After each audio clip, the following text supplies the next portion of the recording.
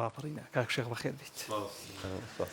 سپاس بۆ میوانداریت. بەڕاستی کاک شێخێک سەبارەت بە ڕاپەڕین ئێمە یەک بە یەکمان سپاسگوزاری و سەری ڕێز و حرمەت و نوازشتان بۆ ئێوە هەیەکە ئەو بەرهەمەی کە ئێستا ئێمەی خۆین بەرهەمی ڕاپەڕین و ماندوونە ناسی ئێوە بووە.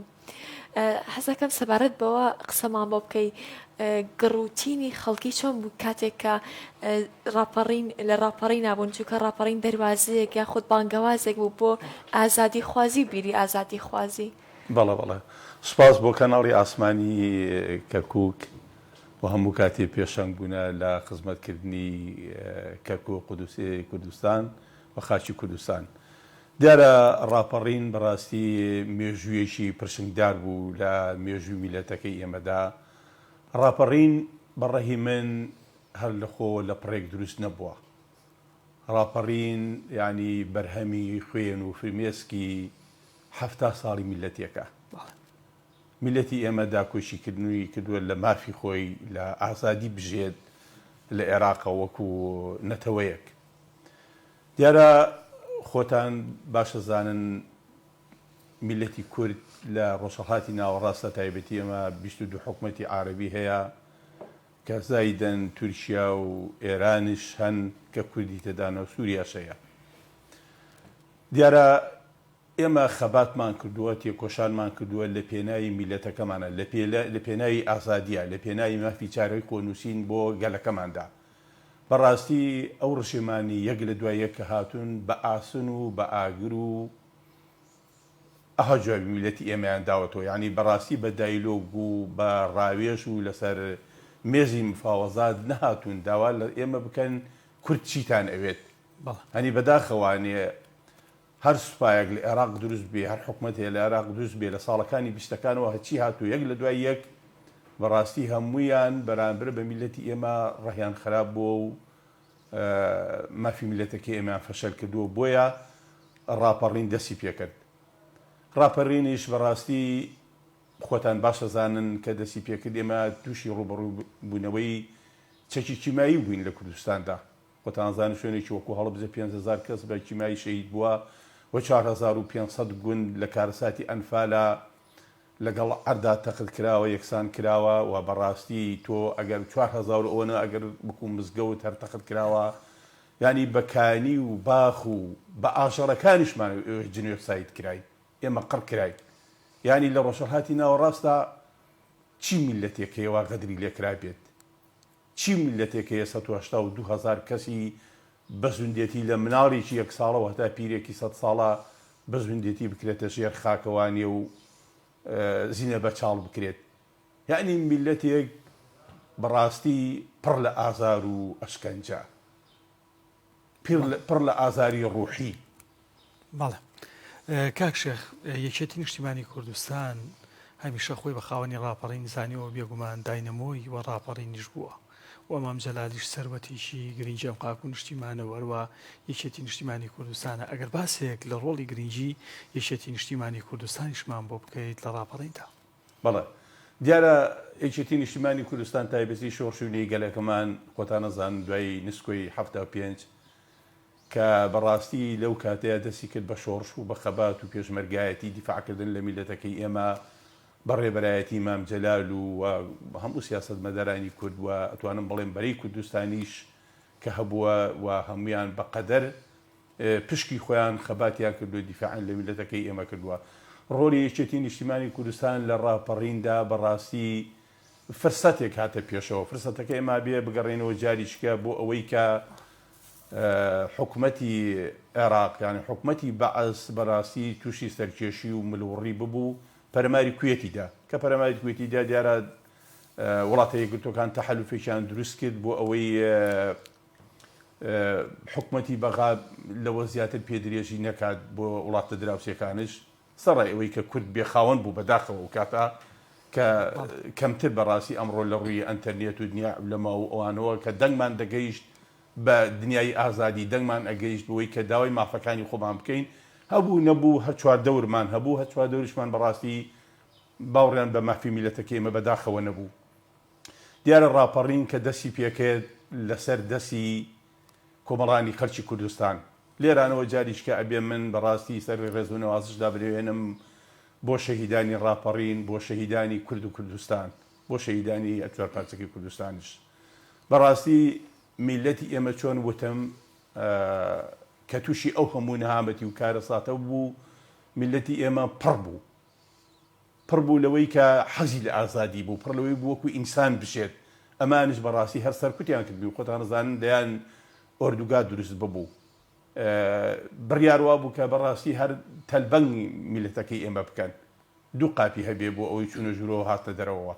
هانی بەڕاستی میلەتی ئێمە هەڕەشەیەکی گەورەی لەسەر بوو بۆی کە لەناو بچین. دیارە ڕاپەڕین خواردنەوەی ئەم هەموو بابەتە بوو. بەڕاستی لە شنێکەوە، لە پیرێکەوە، لە مناڵێکەوە ئەو ڕۆژەی کە ڕاپەڕین دەستی پێکرد تایبەتی بە سەرپەرشتی هێزی پێشمەرگەی کوردستان، چکەمە هێزی پێشمەرگەی کوردستان هەوێنی ڕاپەڕین بووە. هەوێنی ڕاپەڕین تایبەتی یەکێتی نیشتیمانی کوردستان بەڕاستی بیرۆکەی بەهێزی هەبوو کە لە سەرانسەری کوردستان لە عێراق مەسەلە ڕاپەڕین بکرێت، ئەم دیکتاتۆریە لەناو برن. دیارە من بۆ خۆم ئەو کات وەکو پێشمەرگەیەک، وەکو کەسێک لە مەیدانەکەت هەبووم. ئێمە خۆتان نەزانی یەکێتی نیشتیمانی کوردستان دەیان شانەی نووستی چەکداری هەبوو، هەم لە ڕووی پێشمەرگە کۆنەکانەوە کە بەوەی کارساتی ئەنفالەوە داوەڕابوون، هەم میلەتەکەی ئێمەش کە هەموو بەڕاستی جەماوەری یەکێتی نیشتیمانی کوردستان جەماوەریشی دڵسۆز بوو، متمانەیان بە یەکێتی نیشتیمانی کوردستان و بە پێوڕەوی بە بیر و باوەڕی یەکێتی نیشتیمانی کوردستانە بوو. چونکە یەکێتی نیشتیمانی کوردستان قەباتی کردووە لە پێناوی میلەتەکەی خۆیدا تەسحی داوە، هەزاران شەهیدمان داوە بۆی کە بەڕاستی میلەتەکەی ئێمە بگا بە ئازادی، بگا بەوەی کە بەڕاستی مافی جاری خۆنووسین بەدەست بێنێت. دیار بوو بەڕاستی ئێمە ئەو ڕۆژەی کە ڕاپەڕین دەستی پێکرد، خۆتان نەزان لە سێ لە دەواازەی ڕاپەڕینەوە دەستی پێکرد، بەڵام ئەوە بانگەوازێ بوو بۆ هەموو ئازادی خوازان، بانگەوازێک بوو بۆ هەموو ئەو کەسانی کە باوەڕیان بە کورد بوون هەیە، کە خوا بە کورد دروستی کردوون و مافی خۆیانە. خۆشبەختانە میلەتەکەی ئێمە بەڕاستی بەو چەکدارانەی کە ئەو کات و سەدەما بە زۆر چەکیان پێهەڵگیرا بوو، چکە شەڕی عێراق و ئێران دروست ببوو لا ئیرادی چەکیان هەڵگرتە بوو، هەمیان دژی میلەتەکەی ئێمە نەبوون. یعنی ئەوانش ئامادەیان تیا هەبوو بەڕاستی دیفاع لە خاکی کوردستان و کوردبوون بکەن. بۆیە بەڕاستی هەر لە پیرێژنێکم ئەبینی کە ئایلەکەی تەفنیش بووە، پیرەمێردێکم ئەبینی ئایلەکەی بێسەر و شوێن بووە، کەس نەیەزانی چارەنووسی مناڵەکانی، کچەکانی، کوڕەکانی، بووکەکانی لە چۆن. یعنی بەڕاستی وای لێ کرد ئێمە هەماهەنگیەک دروست بوو کە هەموو بە یەکەوانێ پەرەماری دام و دەستگاکانی حکومەتماندا. ئەو دام و دەستگایی بەڕاستی دەستیان قسوور بوو بە خێنی ڕۆڵەکانی ئێمە. زیندانەکانیان پڕکرد بوو لە گەنج و لە کچ و کوڕەکانی ئێمە کە بەڕاستی هەڕەشەیەکی گەورە بوو لە ئەبوغرێ بوو، لە مووسڵ و ئەوانە ڕۆژانە خەرچیان ئیدامەکردن، تەنانەت سیدادانتیانە بوو مەیتەکانیشان بدەنەوە. یعنی بەڕاستی ئەو ڕۆژە من هەستم بەبوونی خۆم ئەکرد کە ڕاپەڕین دەستی پێکرد، ئەو هەموو خەڵکە پڕ لە جۆش و خرۆش، پڕ لە حەماس، یعنی پڕ لە نەشاد، یعنی بەڕاستی کە پەرەماری دوژمنماندا لەگەڵ ئەوەیە بەڕاستی ئێمە دەستمان زۆر پاراست لە سەربازەکانی حکومەتی بەعس، چونکە ئەمانزانی ئەمانە سەربازن و مکەلەفن بۆ عەسکەری و حکومەت گرتوونی، بەڵام لەگەڵ ئەو ڕەهەی دیکتاتۆرا نەبوون. شیرین یادەوەری جوانشی هەیە لە ڕاپەڕینە کاک شێخەکەر یەکێک لە یادەوەریەکانت باس بکەیت ئەو کاتێک کە ڕاپەڕین ڕوویدایەوە چیتان کردەوە، ئایا چەکوشتان شاردەوە یاخود ئایا چیتان کرد لەو ڕۆژانە؟ بەڵێ ڕاستە. تەبعەن ئێمە کۆمەڵی پێشمەرگەی کۆن بووین لە تەکیەی بەردەربەنگ ناحی تەکیەکە ئێستا ناحەیە لێیانە هەتا ئێستا ماڵشم هەر لەوەیە. دیارە من بۆ خۆم کە کارەساتی ئەنفال هات 5 دانە چەکم شاردبووانێ لەگەڵ براکان و چەند هاوڕێیەکم، گوتم ئەم چەکانە ڕۆژێک دێن کە بەڕاستی بە کەڵکمان بێت لەکوێ لە قەبرستانەکەی تەکیە. قەبرستانێکمان هەیە لە لای کانی بناو لێ مەشهورە، تا بوشێکمان کرد و لە گریز و لە لایلۆنەوە نەمان چەکەکانمان حەشاردا. ئیتر دوایەوە بوو بەکاری سەربازیەوە خەریک بووین، بەڕاستی هەم حکومەت سێ قوڕەکانی زیاتر گاڵ ئەدا کە ئیجراعەتیان لەگەڵا کردین، یان چەند کەسانێک بەهۆی شەڕی عێراق و ئێرانەوە بڵێم عەفوەن بۆی شەڕی کوێت و ئەوە فیراریان کردبوو هاتوونە ناوچەکەەوە چاوەڕێی گۆڕانکاری بوون.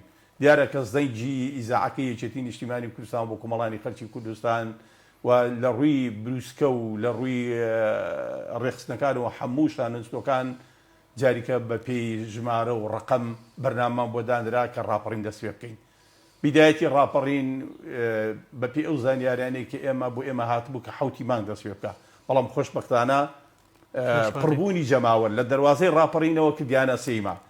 دیارە ڕاپەڕین دەستی پێکرد دوای بۆ چواری مانگ هاتە بازیانش ئەو کاتە کۆمەڵێ خەڵکی ڕێگوازرایی بناری قەندیل بوون لە 76 ئەوانە شارداغ لە دڵ بوون و غەدریان لێکرا بوو، ئەوان ڕاپەڕینیان لێەوە دەست پێ کرد.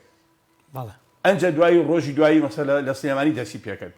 ئێمە لە 8 مانگ لە تەکێ دەستمان کرد بە ڕاپەڕین کە دەستمان کرد بە ڕاپەڕین پەنام بردە بەرچی ئەو چەکانی کە شاردوومەتەوە. ئارپیچەکەم دەرهێنا، ینی لەلایەنی چەند برادێک لەیانە بەڕاستی کە چەکداری میری بوون بەڵام دڵسۆز بوون، تایبەتیشە لەوانە کە مەرەسحەت کێشە بوو لەو کەسانی بەڕاستی کۆمڕێک بوو لە ئارپێکی و فیشەکی داپێن گوتی منیش لەگەڵتانم با ڕاپەڕین دەست پێ بکەین و ئێمە منیش نامم بۆ هاتووە ئاگادار کراوەتەوانێ کەیشە لەو کەسانی کە کاک بکرتەلانی پیاوێکی تێکۆشەر و بریندار و ماندوو نەناس یاریێکی نیشتیمانی کوردستان تایبەتی ئامادەی کردبوو بۆ تێکیان بەڕاستی کاگا کۆسوورشێکی بوو لەو کەسانەی کە خۆم لە بناری خاڵخاڵان لەگەڵ چەند برادێرێکا بینیتم. ئەلمهم پەیوەندێکی چڕ و پڕمان هەبوو بۆ ڕاپەڕین.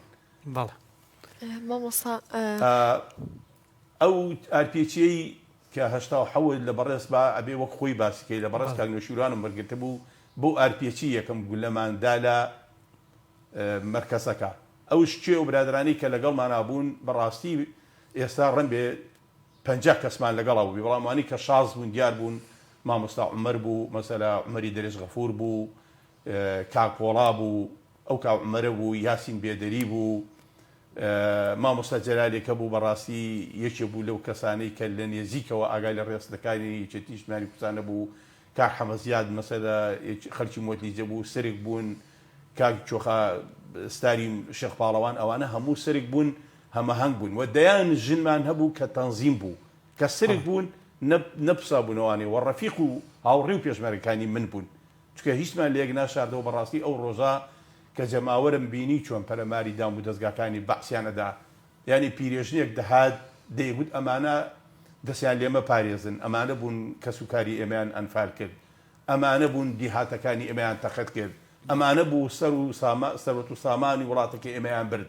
ئەمانە بوو ئاژەڵەکانی ئێمەیان قەتڵ عام کرد و تاڵانیان کردی، ئەمانە بوون دەیان مەکینە و سیارە و کەرەسەی فەلاحیە ئێمەیان لەناو برد. بۆیە بەڕاستی کاتیەوە هاتووە ئیتر بە ئازادی بژین، کاتیەوە هاتووە قۆناغی ڕزگاری نیشتیمانی دەست پێ بکات. بەڕاستی لە شارۆچکەی تەکێ ئێمە توانیمان لە مدەیەکی کەمە دەست بەسەردام و دەستگاکانی حکومەتدا بگرین و تایبەتی هەموو سوپای عێراق بە دەربەنگی بازیانەوە بوون، هەموو سوپای عێراق ئەو کاتە بۆ بەرگریکردن لەبەرەوەی حکومەتی عێراق ڕەهی وابوو کە لە دەربەنگی بازیان بەرگری ئەکرێت، مقاومە ئەکرێت. بەڵام بەڕاستی جاریشکە سوپاکی وا داڕوخاب و وا هەرزیان هێناکە بەرگەی شاڵاوی جەماوەر و هێزی پێشمەرگەی یەکێتی نیشتیمانی کوردستان هێزی پێشمەرگەی بەرەی کوردستانی نەگرت. بەڕاستی ئەو کاتە خۆشحاڵانە ئێمە یەک شتێکمان لەبیر نەچێ کورد یەختاب بوو، یەک سەنگەری عەسکەری و سیاسیمان هەبوو، یەک ئاماژمان هەبوو قۆناغی ڕزگاری نیشتیمانی کوردستان، میلەتی کورد ئازاد بکەین لە دەستی ئەم دیکتاتۆریە. چۆن ئەم سەدەم و کاتەی کە لە شەڕی داعش شاروا لە سەنگەر بووین توانیمان سەرکەوت و بین بەسەر تیرۆریستاندا. کاکە شێخ تۆ ئێستاش بە ماندوونەناسیەوە هەر خەریکی داکۆکردن و بیری ئازادی خوازی پارێزگاریکردنی لە کورد، ئێوە لەگەڵ هەموو ئەو زەحمەتیانە و مەترسیانەیە هێشتا باوەڕتان وابوو کە خۆری ئازادی هەڵدێت و هەڵیش هات. کاکە شێخ حەزەکەم ئەو پرسیارەکەم، ئایا جیلی ئێستا چۆن وشەی ڕاپەڕین یاخود دەستکەوتەکانی ڕاپەڕینی وەرگرتەوە، چۆن مامەڵەی لەگەڵەکات و ئایا یەکتابوونی گەل هەتا هەبن ئایا ئەیانگەێنێ بە ئامانجی گرنگ؟ دیارە گەنجانیش مافی خۆیانە، چونکە ئەم سەدەمی گەنجە جارە پرسیارەکەمان گەنجانە بوو گەنج ینی سەدەمی گەنجە مافی خۆیانە ڕەنبێ بەڕاستی ئەو مافانەی کە گەنجەکانی ئێمە تموحیان هەیە بەدەستیان نهێنابێت بەڵام چی بکەن قەدەر وایە وڵاتی ئێمە وایە و ئێمە کە خەباتمان کردووە تێکۆشانمان کردووە بۆی نەوەکانمان خوێندن تەواو بکەن بۆی نەوەکانمان خۆشبەختانە بژێن بۆی نەوەکانمان بە ئازادی بژێن ئەمڕۆ خۆتان نەزانن گەنجەکان دنیای عولەما و پێشکەوتن و ئەنتەرنێت و وەزع و ئەو دیاریچکە ناگەڕێتەوانیان مەسەلە بڵین ئێمە بۆ مێژوو میلەتەکەی ئێمە کە بەم هەموو قۆناغا دژوار و سەختانەدا تێپەڕیبین بەڕاستی حەقە یعنی ئەمانە زیاتر گەنجەکانی ئێمە هۆشیار بکرێنەوانێ کە ئەمە خێن و فرمێسکی کەسوکاری ئێوەیە خێن و فرمێسکی کەسوکاری ئێوەیە ئەم ڕاپەڕینە ڕاستە لە جێی تموحی ئەوانە نییە بەڵام بەڕاستی خزمەتش کراوە ئەبێ ئێمە وجدانمان هەبێ لە ئاستی خزمەت ئێمە جاران ئەگەر ناحەیەکمان هەبوو بێ ئێستا لە کوردستانی ئێمە ڕەن بێ بالمقابل 50 ناحێمان هەبێت ئەگەر شارۆچکەیەک بە ئەجمی نیسبەتێکی چەند هزار کەسێکی تیا ژیا بێ ڕەن بێ ئێستاچینا 50,000 کەسی تیا بشێ مەسەلە بڵین ئەگەر لە ڕووی مزگەوتەوە قسە بکەی جاران لە ناو ناحەیەکە لە شارێکە مەسەلە مزگەوتی هەبوو بەپێی ئەجمی شارەکە ئێستا کولی مزگەوتێک دەقاتی ئەوە زیادی کردووە ئەگەر مەدرسەیەکمان هەبوو بێ هەروە مەسەلە بڵین لە ڕووی نەتەوایەتیشەوە ئێمە بەڕاستی زیادمان کردووە بۆیە گەنج مافی خۆیەتی حەقی خۆیەتی بەڵام ئێمە هەر لە خەبات و لە تێکۆشانین و هیوادارم حکومڕانی کوردستان بەڕاستی جاریشکە بگەڕێتەوە بۆ خزمەتکردنی کۆمەڵانی خەڵکی کوردستان بەڕاستی ئێمە ڕاستە قەرزاری کۆمەڵانی خەڵکی کوردستانین بەڵام ئێمەش لەگەڵ کۆمەڵانی خەڵکی کوردستانە یەخێن و یەخ سەنگەری ئەوان کەسوکاری ئێمەش ڕۆڵی ئەوانین ئێمە هەتا ئێستا پێشمەرگەین داکۆشی دەکەین لە خاچی کوردستان خۆ هەر ئەگەرێک بۆ سەر کوردستان بێت ئادەی پێشمەرگە ینی پێشمەرگە بەڕاستی سنگی کردەوە بە قەڵغان لە پێناوی کوردستانە لە پێناوی ئەوەی کە میلەتەکەمان بە ئازادی بژێت من هیوادارم کە بەڕاستی لێرانەوە لە کەناڵی ئاسمانی گەری کوردستان ئاسمانی کەوتکەوە داواکارم کە بەڕاستی سیاست مەدارانی میلەتەکەی ئێمە یەکگرتوو بن ئێمە بە یەکگرتوو ئەتوانین هەموو ئامانجەکانی میلەتەکەی ئێمە بەدەست بێنین و داواکارم لە گەنجەکانی ئێمە بە کچوو بە کوڕانەوە و سەبر و تەحەملیان هەبێت و خۆیان خاوەنی کوردستانن خۆیان خاوەنی ئەم خاکەن خۆیان لە ئایندە ئەتوانن تەحەکوم بکەن ئێمە ئەگەر کەم و کوڕیمان هەبوو بێ ئەوان دەتوانن لە ئایندە باشی بکەن چکە بەڕاستی کورد قسەیەکی هەیە ئەڵێ کەس لە پڕێک نابێ بە پڕێک ئێمە خەباتمان کردووە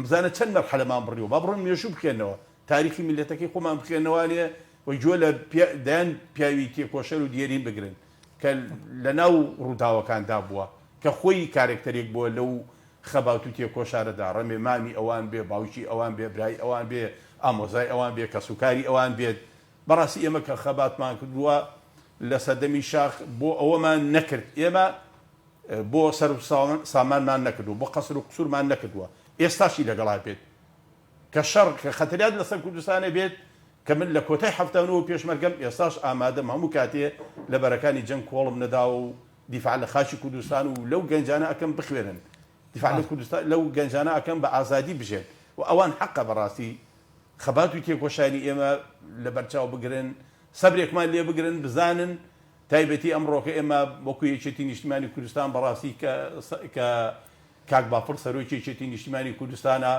و دیارە یەکێتی نیشتیمانی کوردستان هەموو کاتێ خۆی بە خزمەتکاری کۆمەڵانی خەڵکی کوردستان زانیوە بەڵێ بێگومان شیرین کاک شێخ جگەلەوەی ئەرکەکەی سەربازیە و تەواوی خەڵکی ناوچەکە و سنوورەکەی شایەتیەوەی بۆ دەن کە خزمەتێکی باشی بە چینی گەنجان کردووە لە بوارە جیاوازەکان چی وەرزش بێت چ تەندروستی بێ و چ پەروەردەی بێت بێگومان هەمیشە دەرگای خۆی و خانەوادەکەی واڵا بووە بۆ خزمەتکردن بە تەواوی چین و توێژە جیاوازەکانە مش جیاواز لە ئەرکەکەی خۆی بێگومان مرۆڤی شەرە و مێژووی بۆ مێنێتەوە و زۆر خۆی شەکە خەڵک گەواهی دەری ئەوە بدات من لێرەوە گەواهی ئەو حەقیقەتە دەم بەڕاستی هەمیشە دەرگای چۆن بە مناڵەکانی خۆی واڵا بووە هەمیشە مناڵی خەڵکشی هەر بە مناڵی خۆی زانی بوو باوکایەتی بۆ هەمووان کردووە. کاک شێخ من ئێمە کۆتا پرسیار لە بەڕێز دەکەین لە بەرنامەکەی ئەمڕۆیە جیاواز لە بابەتەکانی ڕاپەڕین با یادەوەری و یادگاریەکەت لە ستۆدیۆ کەناڵی ئاسمانی کەرکووک بەجێ بمێنێت چیت هەیە بۆ کەرکووک و چیت هەیە بۆ کەناڵی کەرکووکیش؟ وەڵام کەناڵە هەر سەرکەوتو گەشاوە بێچۆنەکووە سەرکەوتو گەشاوەیە لە بەرەوەی گەنجانی وەگەوە خەڵکانی وەگەوە بیرمەندی تێدایە. من هیوام زۆر بە کەناڵی ئاسمانی کەرکووکەیە وە کەرکووک بەڕاستی لەبەرەوەی کە کەرکووک هەموو کاتێ نووشی ڕم بووە لە نووشی ڕم بووە بەرامبەر بە دوژمنەکانی میلەتەکەی ئێمە، بەرامبەر بە دەسەڵات و حکومڕانی ناڕەوایی کە دژی میلەتەکەی ئێمە بووە، چونکە کەرکووک بەڕاستی وەکو ڕوحی خەسارێکی زۆری کردووە، وەکو ڕوحی وەکو جانی ماریشە خەساری کردووە. بەڕاستی بۆیە هەموو ئامانجمان ئاواتمان ئەوەیە کە کەرکووک لەگەڵ هەموو پێگاتەکانە وەکو برابێکەوە بژین، چونکە ئێمە ڕوحی برایەتیمان تێدایە. من ئێمە قەت تایبەتی وەکو یەکێتی نیشتیمانی کوردستان وەکو میلەتی کورد بیرمان لە تۆڵە نەکردوێتەوە، چونکە بیرمان لە تۆڵە بکردایەوە. من یەک نمونەیەکتان بۆ دێنمەوە کە ئێمە لە نەورۆز کەرکووکمان ئازاد کرد. ڕۆژی 21 نەورۆز هاتینە ناو شاری کەرکووکەوە. ئێمە پێشەوەی کە لە کەرکووک بێتە سەر 21 کەرکووک ڕزگار بکەین لە قەرەنجیر مقاومەیەکی کرد، حکومەتی عێراق مقاومەیەکی زۆریان کرد هەتا توانیمان لە چەند شوێنێکەوە کونی بکەین و بێنە ناو شاری کەرکووکەوە کەرکووک ئازاد بکەین. دیار بوو ئەو سەربازانەی بە زابتەکانیشەوە کە لەسەر سنوور چەکرا بوون، من کە لەگەڵ کاغەریب عەسکەری ئەوش پیاوێکی فەرماندە و پیاوێکی سەرکردە و پیاوێکی بوێری یەکێتی نیشتیمانی کوردستان بوو، تووشی زیاتر لە 300 کەس بووین، دەهاتن هەموو بە چەکراوی جێلینەوە نەحویان لەبەرا بوو بەرەو کەرکووک دەهاتن. پیاوێک نایم زاپت بوو وتی کاغەریب ئێستا من ئەتوانم لەو 300 کەسەیە کامەی کە زابتە دەری کەم بۆی ئیجرئاتیان لەگەڵا بکەین، ئەمانە دەستیان سوورە بە خوێنی میلەتەکەی ئێمە. تۆ خۆت غەریب عەسکەری ژن و مناڵەکەت ئەنفالە، ئێستا فەرماندەی ئەم مویزە چەکداری ئەمانە کەوتنتە بەردەستەوە، بۆ تۆڵیان لێ وەرنەگرینەوە. هیچیان ستابی کەسی بگوتی من دایک و باوک و برام هەموو ئەنفال کراوە بەس خۆم ماوم، خۆشم لە ئێرانەوە هاتووم، کاغەریب بۆ بێلین ئەمانە بڕوە. دیارە کاغەریب وتی ئەی ئازیان بەرێ بزانم چۆن نەتوانی و زابتانە جیا بکەیتەوە. کابرا نایم زاپت بوو لە سوپای عێراق عاسێکی دا و گوتی هەمووتان لەسەر شانی ڕاست ڕێک بن و هەمویان ڕێک بوون و گوتی هەموو دەستان درێژکەن، دەسمدا بە دەستی کامەدا بچێت لەولایە بوەستێت. زیاتر لەو 300 کەسە 70 کەسی جا کردەوە. کاغەریب پێیوت گوتی چۆن توانیت ئەمانە دەستنیشان بکەیت؟ گوتی ئەمانە ئەفسەر ئەمانە زابتن، کە زابتن لە زابت ئیش ناکات، کار ناکات، عسکەر دایم دەستی بە قازمەیەک و خاکەنازێکەوە سەنگەر لێ ئەدا، بیرۆکە و هینی حکومە دوایە مەسەر ئەیان خاڵفەیە لێ بەشتی ترەوە خەریک نەبن، بۆیە هەچی زابتە ناودەستی لووس و ساف وەک بنوتەوە، بۆیە ئەمانە هەمویان زابتن. دیارە لە عەمیدەوەتیایە بوو هەتا ملاسم هەتا نایم زابت. کاغەریب گوتی پیان بڵێ ئێمە بەڕاستی بۆ هاتوون بەیەکەوە بشین، ئێمە بۆ نەهاتوین ئینتیقامی چیمای باران و ئەنفال و من بۆ خۆم مناڵەکانم ئەنفال بۆ خێزانم ئەنفال بۆ بەدەست ئەو ڕژێمەی کە ئێوە سەربازنتیایە کە ئێوە زابتن مەسئولنتیایە، بەڵام بڕۆن بە کەرکووچەکان بڵێن 4 ڕۆژی کە دێین پیان بڵێن بەیەکەوە ژێ بەیەکەوە ئەژین کەرکووچی بە تورکمان و بە عارەب بەوانێ ئەمە بەیەکەوە ئەژین دڵنیا بن باوەڕمان بە دیموکراتی و ئازادی تاک بە تاچی خەڵکی عێراقەیە. ئەوە لەلام زۆر خۆش بوو هەرواشمان کرد. دەستخۆش. لێرە شەو جاریش کە بەڕاستی سەری ڕێزن و ئازدانەوێنم بۆ شەهیدانی کورد و کوردستان، بۆ شەهیدانی ڕاپەڕین، بۆ شەهیدانی بەڕاستی دژی داعش، بەڕاستی هێزی پێشمەرگەی کوردستان هەموو کاتێ ئامادەکاری تێدایە لە پێناوی خاچی کوردستاندا، لە پێناوی کوردبووندا، لە پێناوی یەختابی کوردیدا جانی خۆمان بەخت بکەین، لە پێناوی ڕۆڵەکانمانە، لە پێناوی گەنجەکانمانە و جاریش کەش متمانەیان بە ئێمە هەبێت کە هەر کەم و کوڕیەکمان هەبێت داوای لێبوردنیان لەکەین، بەڵام دڵنیا بن ئەیان گەینە لوتکەی سەرکەوتن و ئاواتی خۆیان. دەستخۆش. سپاس بە تەواوی زانیاریەکانە. سپاس. سپاس بۆ تۆ.